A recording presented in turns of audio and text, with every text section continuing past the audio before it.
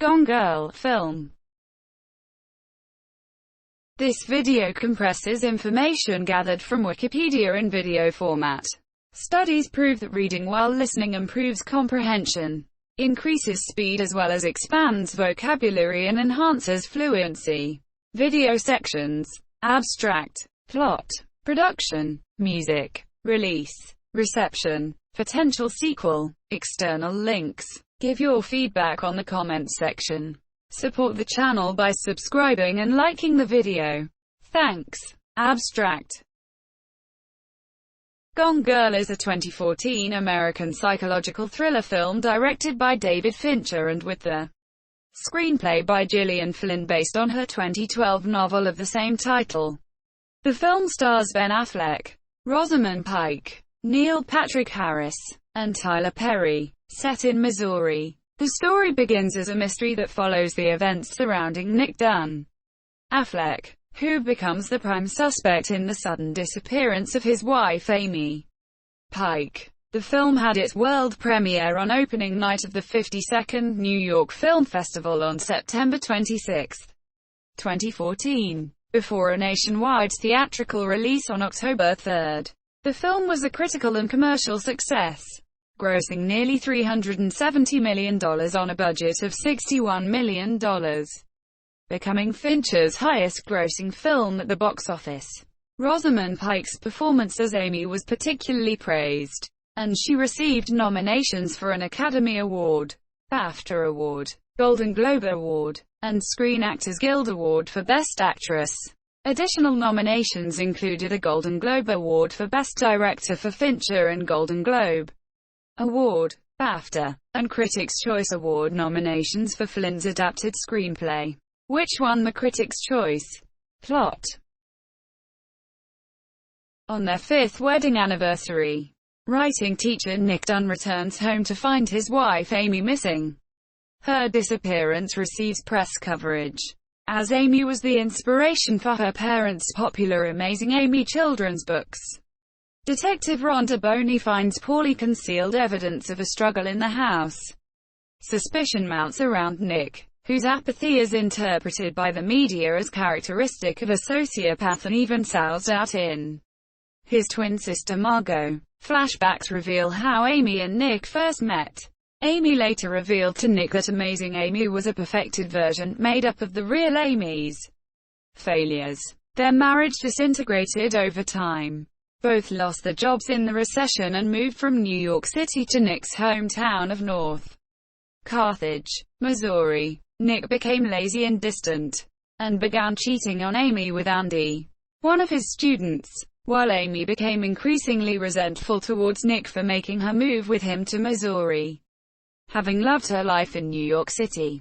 Forensic analysis of the house uncovers cleaned blood stains, indicating a probable murder. Boney unearths evidence of financial troubles, domestic disputes, and Amy's recent willingness to purchase a gun. Medical reports indicate that Amy is pregnant, which Nick denies knowing. Amy and Nick had played treasure hunt games on every wedding anniversary. This year's clues include profligate items purchased with Nick's card, as well as a diary highlighting Amy's growing isolation and ending with the fear that Nick will kill her. Amy is revealed to be alive and well, having gone into hiding in a campground in the Ozarks. Upon discovering Nick's affair, she concocted an elaborate plan to punish him by framing him for her murder and making his motive appear to be monetary in nature. She fabricated a long-standing diary that was accurate in its early entries but later evolved into false accounts of spousal violence and her increasing fear of Nick.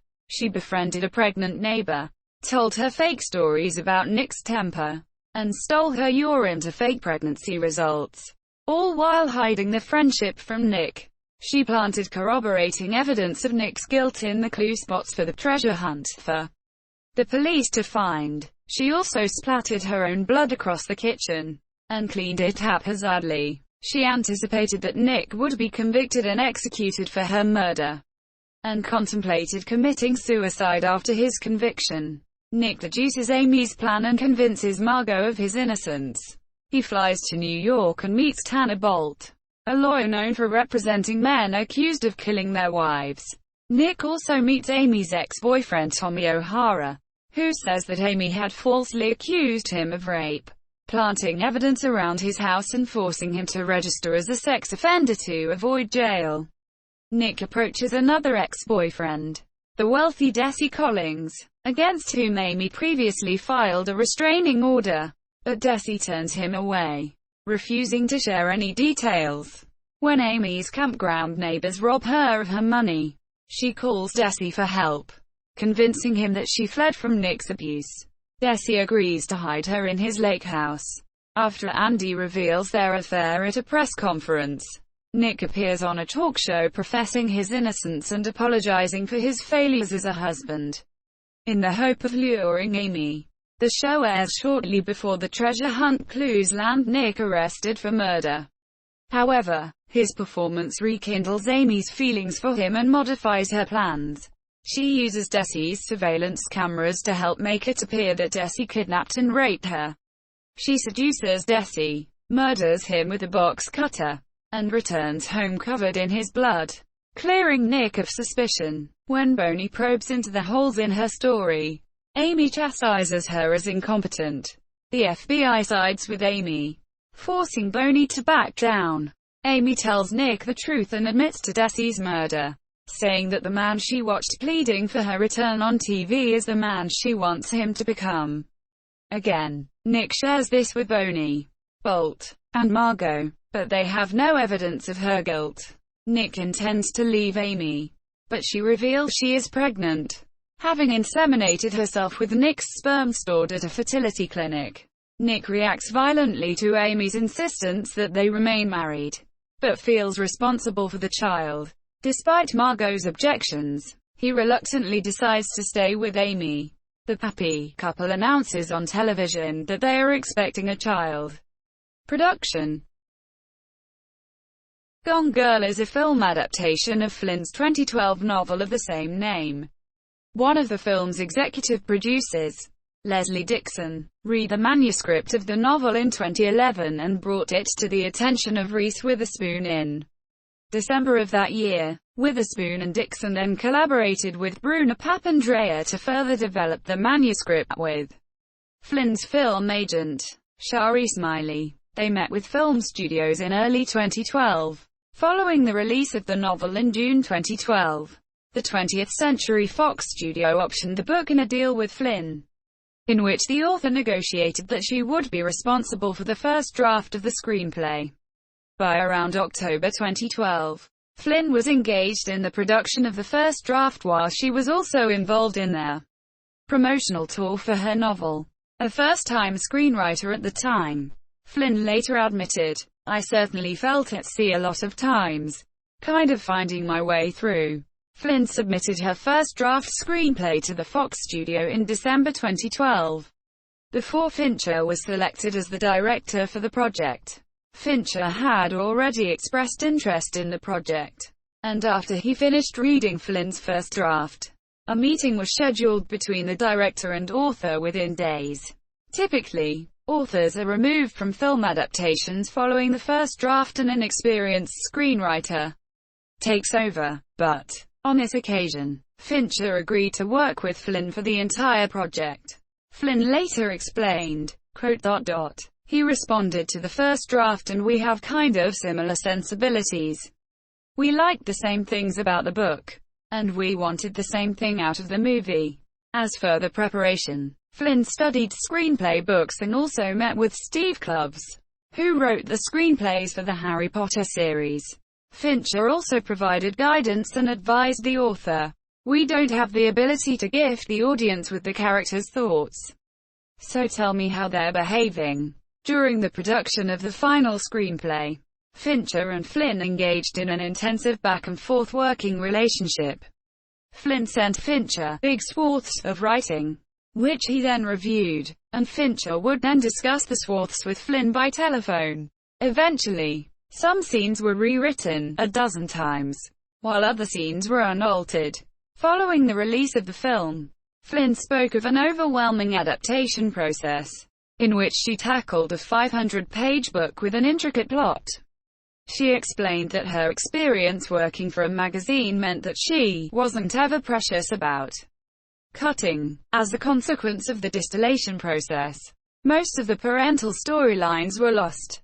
So the mother of the character of Desi Collins does not appear in the film, and it was not possible to include flashbacks of Nick Dunn's dead mother.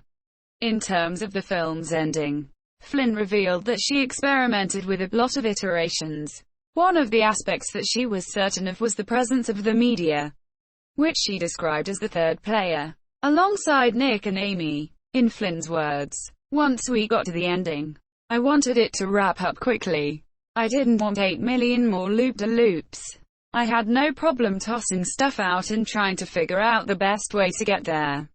Flynn enjoyed the experience of making the film, and she expressed appreciation for Fincher's involvement, as he really liked the book and didn't want to turn it into something other than what it already was. And he also reassured her, even when she second-guessed herself. Fincher described Flynn's screenwriting work as very smart, crafty, and extremely articulate. On September 11, 2013, the Gone Girl film crew began filming establishing shots.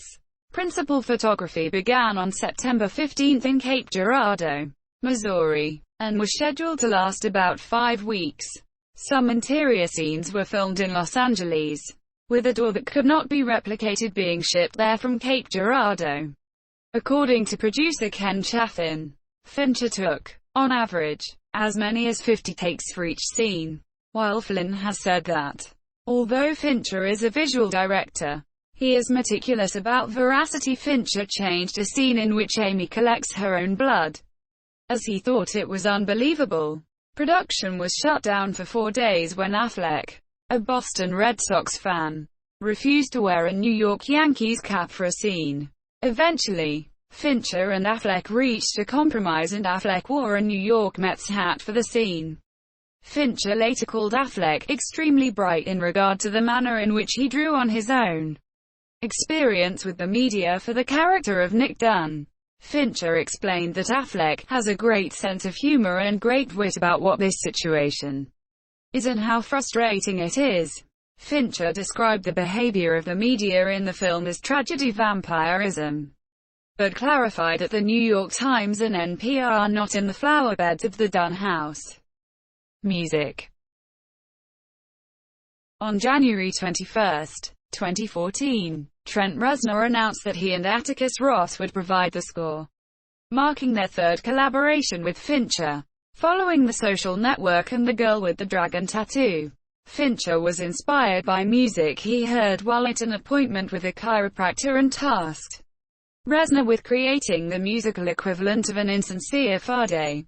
Reznor explained Fincher's request in an interview.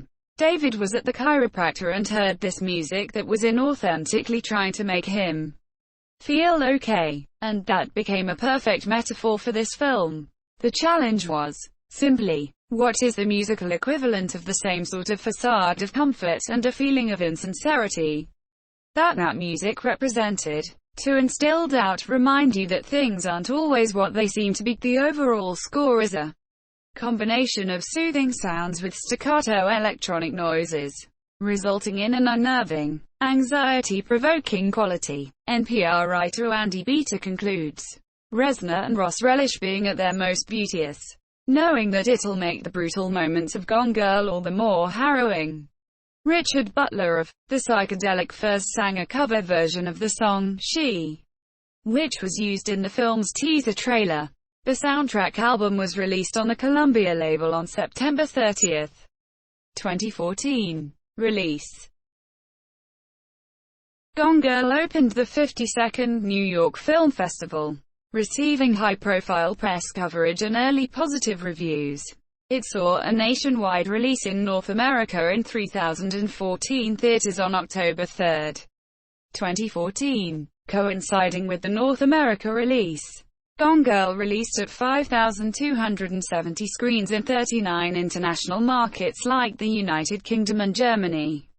On its opening weekend, Gone Girl was released on DVD and Blu-ray on January 13, 2015. The Blu-ray release comes with a 36-page Amazing Amy book called Tattletale. An audio commentary with David Fincher is the sole special feature included on the DVD, Blu-ray. Reception. Gone Girl grossed $167.8 million in the US and Canada and $201.6 million in other territories for a worldwide total of $369.3 million, against a production budget of $61 million. Calculating in all expenses, Deadline Hollywood estimated that the film made a profit of $129.99 million, making it one of the most profitable films of 2014. The film was released on October 3, 2014, in North America in 3,014 theaters and earned $13.1 million on its opening day, including the $1.3 million it earned from Thursday late-night showings. It finished in first place at the North American box office, earning $37.5 million after a neck-and-neck competition with Warner Bros.' New Line Cinema's horror film Annabelle, which earned $37.1 million. The film is the biggest debut of Fincher's career, breaking Panic Room's opening. It was also the third biggest opening weekend for Affleck behind Pearl Harbor, $59.1 million, and Daredevil, $40.3 million, and Rosamund Pike's second biggest opening behind Die Another Day, $47 million. The film is the 10th biggest October debut overall. The film played 60% female and 75% over 25 years old. The film topped the box office for 2 consecutive weekends despite facing competition with Dracula Untold in its second weekend before being overtaken by Fury in its third weekend. Outside North America, it earned $24.6 million from 5,270 screens in 39 international markets on its opening weekend, higher than expected. High openings were witnessed in the United Kingdom, $6.7 million, Australia, $4.6 million, France, $3.65 million, Russia, $3.4 million, and Germany, $2.6 million. Gone Girl received largely positive reviews from critics, with Pike's performance in particular earning praise. Rotten Tomatoes gives the film an approval rating of 87%, based on 357 reviews, with an average rating of 8.01/10. The website's critical consensus reads, "Dark, intelligent, and stylish to a fault. Gone Girl plays to director David Fincher's 6 strengths while bringing the best out of stars Ben Affleck and Rosamund Pike." Metacritic gave the film a weighted average score of 79 out of 100, based on 49 critics, indicating generally favorable reviews. Audiences surveyed by CinemaScore gave the film a B grade. The Vulture's critics praised the direction, script, editing, score, visual style, and performances, particularly from Pike, Affleck, Tyler Perry, Carrie Coon, and Missy Pyle. Kenneth Turan of the Los Angeles Times wrote, "Superbly cast from the 2 at the top to the smallest speaking parts. Impeccably directed by Fincher and crafted by his regular team to within an inch of its life. Gone Girl shows the remarkable things that can happen when filmmaker and material are this well matched." The Economist called the film a brilliantly glacial adaptation. "This may not be the perfect film, but it is a perfect adaptation." Joshua Rothman wrote in The New Yorker that he enjoyed the film in all its abstract, intellectual, postmodern glory, and that, similar to other postmodern narratives, the film adaptation is decisively unreal. Heroes and villains in Fincher's Gone Girl aren't people but stories. Rothman, who draws parallels between Gone Girl and Fincher's 1999 adaptation Fight Club, decides that the film is ultimately a farce and has resonated with filmgoers because it expresses a creepy, confused, and troubling part of us. Anthony Lane of The New Yorker wrote, "At first blush, Gone Girl is natural Fincherland. So why doesn't the movie claw us as The Social Network did?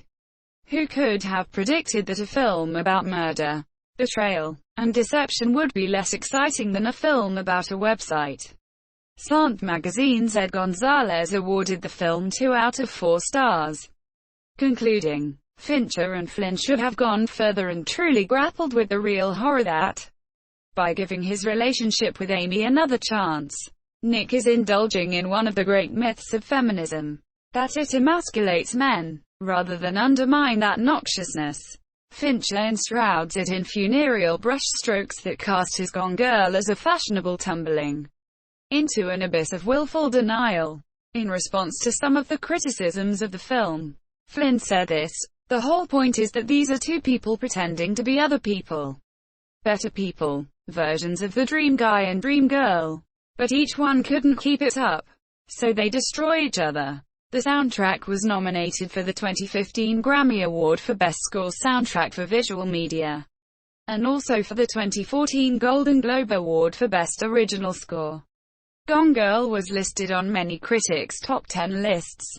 In a 2013 interview with Time Out writer Novad Parsi, who described the ending of the novel as polarizing, Flynn explained that she wanted the novel to counter the notion that women are naturally good, and to show that women are just as violently minded as men are. In a November 2014 interview, Flynn admitted that the critical gender-related response did affect her. "I had about 24 hours where I hovered under my covers and was like, I killed feminists, monsieur, why did I do that? Rats. I did not mean to do that. And then I very quickly kind of felt comfortable with what I had written." In an October 3, 2014, blog post for Ms. Magazine, Natalie Wilson argues that by not addressing Amy's social privilege, which affords her the necessary funds, skills, know-how and spare time to stage a disappearance, Gone Girl is the crystallization of 1,000 misogynist myths and fears about female behavior. Alyssa Rosenberg wrote in The Washington Post on October 3, 2014, that, although she was initially unconvinced by the book, her fascination with the novel and film was partly due to her conclusion that Amy Elliott Dunn is the only fictional character I can think of who might be accurately described as simultaneously misogynist and misandrist. In an October 6, 2014, article titled Gone Girl's Biggest Villain is Marriage Itself, Jezebel's Jessica Cohen wrote, "Movie Amy pales in comparison to the vivid character we meet in the book. Strip away book Amy's complexities and you're left with little more than crazy fucking bitch. That makes her no less captivating. But it does make the film feel a lot more misogynistic than the novel." Cohen concedes that this did not negate her enjoyment of the film, as we ladies are well accustomed to these injustices. Times' Eliana Doctorman wrote on the same date that Gone Girl is both a sexist portrayal of a crazy woman and a feminist manifesto, and that this duality makes the film interesting. Zohella of the New York Review of Books wrote, "The problem with Amy is not that she acts in vicious and reprehensible ways, or even that her behavior lends credence to certain misogynist fantasies. The problem is that she isn't really a character, but rather an animation of a not very interesting idea about the female capacity for nastiness," concluding that the film is a piece of silliness, not powerful enough in the end to engender proper disapproval, only wonder at its coarseness and perhaps mild dismay at its critical success. Writing in The Guardian on October 6, 2014, Joan Smith criticized what she saw as the film's recycling of rape myths, citing research released in 2013, which stated that false allegations of rape in the UK were extremely rare. She wrote, "The characters live in a parallel universe where the immediate reaction to a woman who says she's been assaulted is one of chivalrous concern. Tell that to all the victims, here and in the US, who have had their claims dismissed by skeptical police officers." Writing for The Guardian on the following day, Emine Sainer wrote that Smith's argument wouldn't carry as much weight were this film set against a vastly wider range of women's stories and characters in mainstream culture, but concluded with Doctorman's plea for the portrayal of all sorts of women in our novels. Tim Cronin, of the Australian website Eureka Street, wrote on October 8, 2014, that the film's predominant focus upon Nick's perspective serves to obfuscate Amy's motives and to amplify her personification of anti-women myths. However, Cronin concludes that Gone Girl is a compelling rumination on the impossibility of knowing the mind of another, even within that ostensibly most intimate of relationships, marriage. Potential sequel. In an interview in October 2014, Rosamund Pike stated she would return for a sequel if Gillian Flynn wrote the script. In January 2015, Flynn said she was open to the idea of a sequel, but said it would be a few years down the road when the original cast and crew would be available. Again. External links. Media related to Gone Girl at Wikimedia Commons.